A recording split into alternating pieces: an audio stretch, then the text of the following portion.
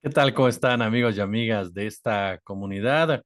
Pues varios temas que se entrelazan en una misma historia. Nuevamente el uso de conceptos profundos, de conceptos que lamentablemente la sociedad mexicana vivió durante décadas, muchas, pero muchas décadas, y que ahora caen en lo superficial, que ahora se banalizan con tal de ganar discusiones públicas, principalmente alejadas de lo que tendría que ser el fondo de las mismas.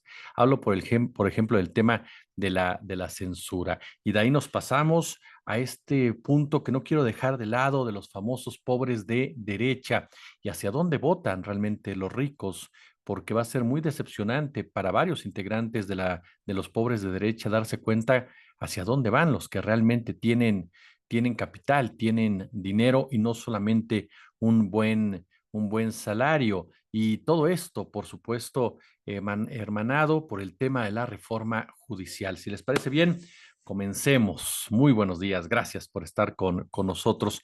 A ver, el primer punto que hay que manejar, por supuesto, tiene que ver con el de la UNAM, la Universidad Nacional Autónoma de México, quien reacciona a una publicación, ¿no? Dada a conocer hace unos días que generó polémica por parte del Instituto de Investigaciones Jurídicas de esta casa de estudios y que nuestra máxima casa de estudios, la UNAM, es tajante, ¿no?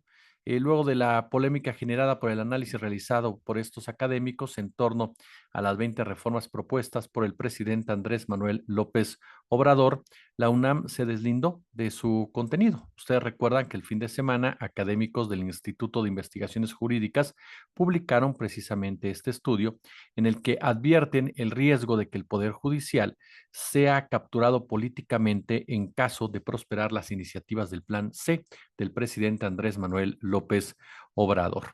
Este análisis técnico de las 20 iniciativas de reforma constitucionales y legales presentadas por el presidente de la República fue coordinado por Sergio López Ayllón, fue J. Jesús Orozco, Pedro Salazar y Diego Valadez, y en su introducción advierte que las iniciativas del presidente implican una modificación profunda de las reglas de acceso y ejercicio del poder. Obviamente, le reitero, el texto, como usted ya sabe, desató polémica, ¿no? Incluso el presidente López Obrador soltó un que se tienen que meter, ¿no? Y acusó que la UNAM ya no es lo de antes. Agarraron el modelo del ITAM en el periodo neoliberal, pero es una educación para la defensa de intereses empresariales.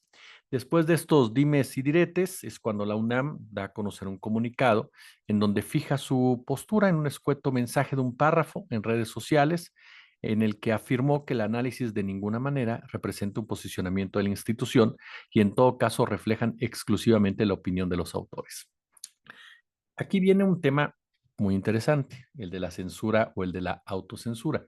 Después de que se da a conocer este estudio, Viridiana Ríos, analista financiera, que ha dado grandes análisis también en materia política, da a conocer una opinión y en esa opinión le pide a los integrantes del Instituto de Investigaciones Jurídicas que vayan más a fondo, que no caigan en sesgos al momento de emitir una reflexión de este tipo, que eleven palabras más, palabras menos, que eleven el debate, porque el horno no está para bollos en este momento, que se vive una situación delicada. De inmediato, una gran andanada de personajes, de analistas, de abogados, de politólogos, se va encima de Viridiana Ríos y la acusan de promover la censura.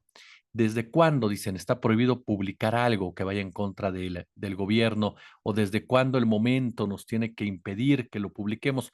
A mí me parece que fue una reacción exagerada sobre Viridiana Ríos, porque yo leí el texto de Viridiana, leí el estudio del Instituto de Investigaciones Jurídicas, y lo único que le está pidiendo Viridiana es que haya mayor reflexión, que haya mayor sustento, porque hay varios puntos que me disculpen los integrantes de este instituto en donde hay gente que yo conozco y que me parece gente valiosa, amén de sus organizadores, que ahí sí tengo mis dudas muy seriamente, particularmente en el caso de Diego Valadez, ¿no? Pero sí les falta sustento. Hay varios momentos, varios puntos en donde se nota un sesgo muy particular y una inclinación natural, diría yo, y ahorita le digo por qué es natural, hacia un lado de la disputa política.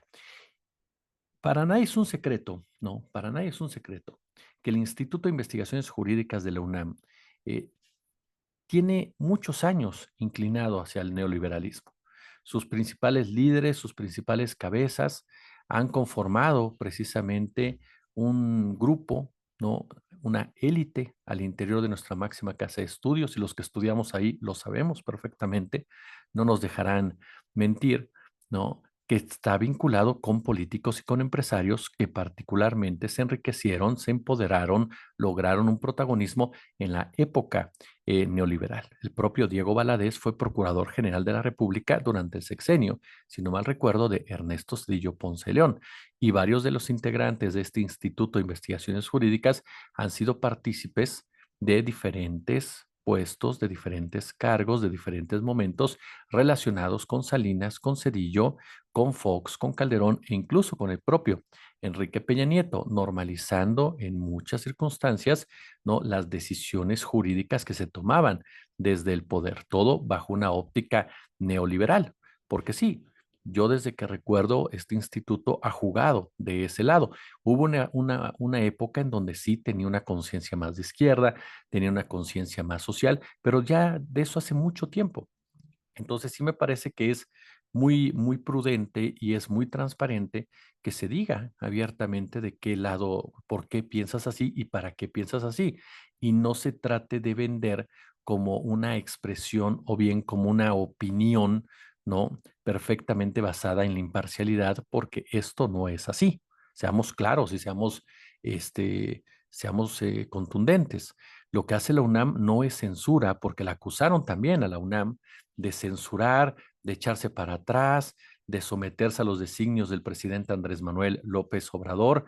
Perdón, históricamente quienes estudiamos en la UNAM, repito, lo sabemos y lo pueden saber varios de las personas que están involucradas en el mismo, saben que el Instituto de Investigaciones Jurídicas, como cualquier otro instituto de cualquier otra facultad, expresa sus opiniones, muestra sus estudios, sus investigaciones, y esto está relacionado exclusivamente con su propio ámbito. Jamás, jamás son el posicionamiento de la UNAM como institución. Por lo tanto, la UNAM tiene todo el derecho a decir, a ver, adelante, pueden escribir lo que quieran, pero no es el posicionamiento de la UNAM. La Universidad Nacional Autónoma de México tomará sus propias medidas, llevará a cabo sus foros y a partir de ahí emanará un argumento al respecto, pero no lo que diga el instituto, por más prosapia que tenga como el de investigaciones jurídicas, es el punto de vista de toda la máxima casa de estudios, porque además no lo es y lo saben perfectamente los integrantes de ese instituto. Entonces, a mí me parece que la postura de la UNAM ni es censura ni es autocensura. Estoy de acuerdo en que el presidente de la República sí se equivoca cuando dice por qué se meten, porque para solucionar los problemas de la democracia se necesita más democracia y todo mundo tiene derecho a opinar, todo mundo tiene derecho a dar su punto de vista, piensen o no piensen igual. Ahora, aquí venimos también al tema mediático. Ojo con esto. Gran parte de esta discusión y de esta polémica se da por el manejo de los medios de comunicación. Varios medios de comunicación titularon "La UNAM reprueba las reformas de López Obrador" o "La UNAM en contra de la reforma judicial", cuando sabían perfectamente en esos medios que no es lo mismo que lo mismo. Por lo tanto, hay una manipulación como tal de los medios para tratar de anteponer a la máxima casa de estudios con el gobierno de Andrés Manuel López Obrador. Dos, el tema de por qué tienen que meter, que insisto, creo que es una frase desafortunada, pero además el presidente hace un análisis de la situación de la UNAM en general y lo hemos dicho en otras oportunidades. Es cierto, la UNAM se ha derechizado en muchas de sus áreas fundamentales, hablando de liderazgo, hablando de directores. La parte de izquierda de la UNAM son profesores, profesores, la gente que está vinculada particularmente a lo que es la política y los estudiantes, ¿no? Hay profesores de izquierda como Raúl Romero, como César Pineda, como muchos otros que incluso nos han hecho el favor de platicar con nosotros en estos espacios, pero también hay docentes de derecha en la UNAM y que están insertados en la política nuestra de cada día y en la política económica. Por eso les decía al principio, todo parte muchas veces de la facultad en la que te encuentras. Y pensar o creer que el punto de vista de un instituto es el de la UNAM es un error completamente grave. De ahí que me parece que también de los medios sacaron esa frase del presidente y la extrapolaron como tal. sin detenerse a ver lo que se discutía más de fondo. Eso en torno precisamente a este tema de la censura o no censura de la Universidad Nacional Autónoma de México.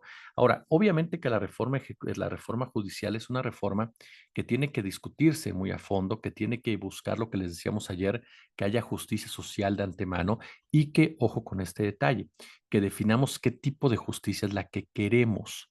Eso es fundamental para romper las inercias que lo han ido pudriendo a este tercer poder de la, de la federación. Pero también es muy importante que entendamos que la sola decisión de que el ciudadano elija a los ministros y a los integrantes del Poder Judicial no va a resolver los problemas de fondo. Tiene que ir acompañada de otras medidas que también han sido ya planteadas en la discusión y que ameritan que pongamos mucha, pero mucha atención en ellas. También se necesita poner límites en torno a la participación de poderes fácticos. El caso, decía ayer Julio Astillero, con justa razón, de los medios de comunicación. Televisa y Televisión Azteca tienen intereses muy importantes en el Poder Judicial. No se van a quedar de brazos cruzados. Lo que van a tratar de hacer es meter gente de ellos a las ternas, meter gente de ellos a la discusión. ¿Para qué? Para que puedan en un momento dado, con buenas campañas publicitarias, con buenas campañas mediáticas, tratar de colocarlos en la Suprema Corte de Justicia. Por eso me parece que hay que limitar la participación de los medios, hablamos de los dueños de los medios de comunicación, en el apoyo a alguno de los integrantes del máximo tribunal de nuestro país. Y la DEA, bueno, la DEA busca desestabilizar a nuestro país en este punto. ¿Por qué le digo esto? Porque la DEA publica, ¿no? En la columna de Salvador García Soto, de que el narco puede infiltrar a los jueces. Bueno, me parece que la DEA es cínica y quienes la apoyan más. Parece que los jueces en este país no tuvieran vínculos con el narcotráfico. Hay una gran bibliografía desde José Reveles, también por supuesto Ricardo Ravelo, Guadalupe Correa, Diego Osorno, eh, Osvaldo Zavala, en fin, que han planteado, investigado precisamente la relación del poder, Jesús Lemus, la relación del poder judicial con el narcotráfico, que no es de ahora, es desde hace muchísimos, pero muchísimos años, ante las narices, y yo no diría las narices, corrijo, ante el permiso de la DEA. Entonces, perdón, o sea, que la DEA venga a querernos dar ahorita lecciones al respecto, solamente demuestra que no tienen ni un gramo de vergüenza, así de sencillo, ¿no? Y que lo único que quieren es controlar la corrupción que ya controlan en el Poder Judicial, en donde también tienen intereses, precisamente por el tema del crimen organizado. Y es que a final de cuentas, vea lo que son las cosas, ¿no? Este tema de la reforma judicial nos ha no distraído, porque no es la palabra, pero sí, sí hemos dejado un poco de lado lo que tiene que ver con el tema de los pobres de derecha, lo que tiene que ver con estos ataques que se siguen lanzando por parte de una cuenta en particular, y que es la cuenta de los Xochilovers, que ahora cambió de nombre, que se llama Resistencia Civil o algo ahí, y que desde ahí se promueve constantemente, ¿no? El ataque a la gente que votó a favor de Morena, las campañas de que te ayude Morena, las campañas de que no dones, las campañas de racismo y clasismo en contra de la población, ¿no? De ahí surgen también los reposteos de posturas delirantes, por ejemplo, como la de Denise Dresser, que criticó a Mario Delgado porque se fue de vacaciones y estaba tomando una botella, que se une a las de otros personajes que cuestionan que integrantes de Morena compren en el City Market, ¿no? Que se burlan, que dicen el votante de Morena en cambio va y compra al mercado, o sea, caen constantemente a su clasismo. Y a mí lo que me da mucha risa es que, ¿quién les dijo que una persona de izquierda no puede entrar a un lugar? O sea, parece como si eres de izquierda, entonces limítate a vivir en cajas de cartón. O sea, desde su óptica, no desde la de su servidor. Lo utilizo únicamente para ejemplificar. Y eso te comprueba precisamente lo mal que están en sus críticas, en sus señalamientos y sobre todo el sesgo como tal que tienen y que los convierte de verdad en un grupúsculo que hay que evidenciar constantemente. ¿Por qué? Porque los pobres de derecha se sienten liberales aún sin tener capital, aún sin tener propiedad. Están en contra de los derechos de los trabajadores. ¿Por qué? Porque, bueno, esperan, ¿no? Que un día tengan capital, tengan propiedad, para ser un explotador de la fuerza de trabajo de los otros, están en contra de los derechos sociales porque entienden que esto irá a reducir sus futuros lucros cuando sean capitalistas y puedan explotar a los trabajadores, aun cuando él es un trabajador, ¿no? Aunque no se reconozca como tal.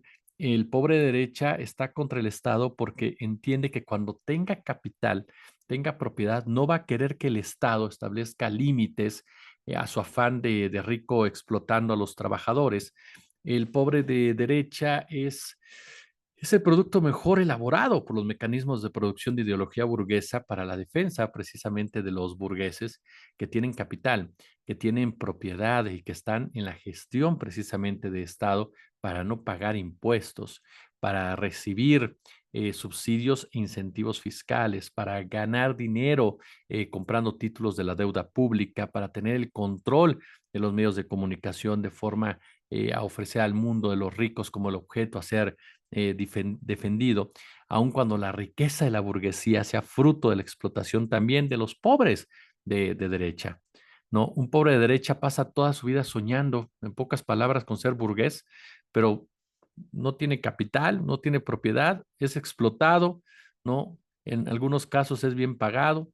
Entre tanto, él es muy útil, ¿no? Para la burguesía. ¿Por qué? Porque no tiene capital, no tiene propiedad y se convierte en el mayordomo de la clase que un día sueña con alcanzar. Es decir, son verdaderos sueños de opio, ¿no? Él sale a las calles a defender el capitalismo, ve en los trabajadores a sus enemigos de clase y el pobre de derecha, además de ser un comparsa de la burguesía, es terreno fértil para el fascismo. Por lo tanto, el pobre de derecha es un comparsa de burgués que en el momento de crisis del capitalismo, como el de ahora, se comporta como un pitbull de la burguesía en defensa de un gobierno de contenido netamente fascista. Como el pobre de derecha intenta ser el espejo de los valores que él cree que tiene la burguesía, se vuelve machista, se vuelve racista, se vuelve homofóbico, acaba siendo el portador de los principales preconceptos que la burguesía, que la riqueza genera, que perpetúa, todo como parte de su sistema de dominación. ¿Por qué? Porque precisa el racismo para pagar mucho menos a los trabajadores, por ejemplo, morenos, ¿no? Los racializa del machismo, porque los salarios de las mujeres son mucho mejores muchos menores, perdón, que la de los hombres. En fin, en pocas palabras, niega su origen social e intenta ser lo que no tiene. Así de sencillo, porque se trata de un trabajador sin conciencia de clase y por eso se endeuda para tener una imagen diferente a la que su poder de compra real se lo permite. Se vuelven, ¿cómo decirlo, no? Personajes tan delirantes que buscan asumir la apariencia del burgués sin tener la capacidad de sostener esa vida, ¿no? Hay una frase muy categórica que dice, él come sardinas y eructa caviar, ¿no? Mientras ladra, siempre más alto para demostrarle a los ricos que está protegiendo su propiedad, mientras duerme fuera de la mansión que sueña que un día será suya, que al envejecer no va a tener empleo y mucho menos va a poder pagar un plan de salud, ¿no? Y de esta forma va a precisar de la protección social, aunque pasó toda su vida defendiendo que bastaba dejar que la mano invisible actuara, que con un egoísmo potenciado se llegaría a un bienestar colectivo en donde todos tendrían la oportunidad de ser ricos algún día. Bastante apenas bastaba su esfuerzo individual y su capacidad de asumir riesgos. El pobre de derecha, insisto, es una comparsa que ladra como pitbull en defensa de los ricos y se calla sobre su propia explotación. Y caray, de verdad, yo le voy a dar una muy mala noticia al pobre de derecha. ¿Por qué razón? Porque pues ahí están los datos, ¿no? Ahí están los datos, cómo votaron ricos y pobres, ¿no? Se tiende a pensar que en México las clases altas suelen votar por el PAN y por el contrario, que la población en pobreza lo hace por los partidos de izquierda. Bueno, pues los resultados de este 2024, de acuerdo con datos de Coneval y del INE, son más que contundentes. Los 10 municipios más pobres de México, en zonas de Oaxaca, Guerrero y Chiapas, se volcaron en apoyo a Morena y Claudia Sheinbaum, efectivamente el pasado 2 de mayo, pero el detalle de esta nota es que 4 de los 10 municipios más ricos, ¿a quién cree usted que eligieron? A Claudia Sheinbaum. 4 de los 10 municipios más ricos eligieron a Claudia Sheinbaum, según esta nota de la reportera, sin embargo, Daniela Barragán. Por ejemplo, en San Pedro Garza García, ¿no? Fueron completamente para Xóchitl, no lo mismo que pasó en la alcaldía Benito Juárez, en Agualeguas, Nuevo León, ¿no? También anda por ahí Huepas en Sonora. En Sonora le dio la mayoría a Claudia con el 56.6%, seguido de Marín, Nuevo León, que le otorgó el 57.4%. En Riva Palacio, Chihuahua, ganó también esta Xóchitl Gálvez, mientras que en Higueras, Nuevo León, Claudia queda con un 38.5% frente a un 47% de Xóchitl. Finalmente, en Melchor Ocampo y Abasolo, ubicados en la misma entidad, Claudia ganó 57.2 contra 49.7%. En el otro extremo, bueno, las candidatas literalmente no compitieron, pero es lo que le digo, 4 de los 10 municipios más grandes, más ricos de nuestro país, le dan la victoria a Claudia Sheinbaum. Es decir, que los ricos también, algunos ricos, también votaron por la izquierda y eso yo sé que puede ser verdaderamente, pero verdaderamente traumático para algunos. Pues ahí tiene usted parte de esta discusión en donde es muy importante, por supuesto, estar pendientes de las reformas que se están llevando a cabo, este conjunto de reformas propuestas por el presidente Andrés Manuel López Obrador y que a final de cuentas se consoliden como de verdad una serie de reformas que traigan una mejor calidad de vida, algo que es determinante, que no se reforme por reformar, sino que realmente se vaya al fondo para destrozar, y se lo digo en serio, destrozar a este sistema neoliberal que nos ha sumido en la pobreza y en el desamparo a millones y millones y millones de mexicanos y de mexicanas que debe mucho de verdad el neoliberalismo. Ha hecho muchísimo, muchísimo, muchísimo daño a este país. Entre esto, la guerra contra el narcotráfico, por citarle su rostro más brutal, pero también esa economía que mata, esa economía que te deja sin medicinas, esa economía que te deja sin trabajo, esa economía que te deja sin un buen salario, esa economía que te deja sin agua, esa economía que contamina tu entorno, esa economía que te despoja de recursos naturales, esa economía en donde las asimetrías cada vez son mayores, esa economía en donde el pobre siempre será pobre y el rico siempre será rico, esa economía neoliberal que ahora con el plan C se puede contrarrestar y después del resultado del 2 de junio hay oportunidades verdaderamente históricas para llevar a cabo de fondo realmente dichas reformas sin caer ni en el exceso, por supuesto, ni tampoco en la tibieza. Pero ustedes qué opinan. Yo como siempre les agradezco el favor de su atención. Si les gustó el video, pulgar arriba, por supuesto. Déjenos su comentario, déjenos su crítica. Suscríbanse, por favor, suscríbanse al canal. Ahí vamos por los 200,000, ya estamos en 161,000. Venga la suscripción. Por supuesto, activa la notificación de YouTube, active la campanita del canal. Si hay chances, si hay posibilidades, échenos super chat, échenos super gracias. Únanse al canal, se lo vamos a agradecer muchísimo, de verdad. Gracias a ustedes, el canal va creciendo y va creciendo y va creciendo en participaciones, en calidad técnica y demás. Así que muchas gracias siempre por su apoyo y su confianza. Nos vemos por la noche, como siempre un gusto, como siempre un placer.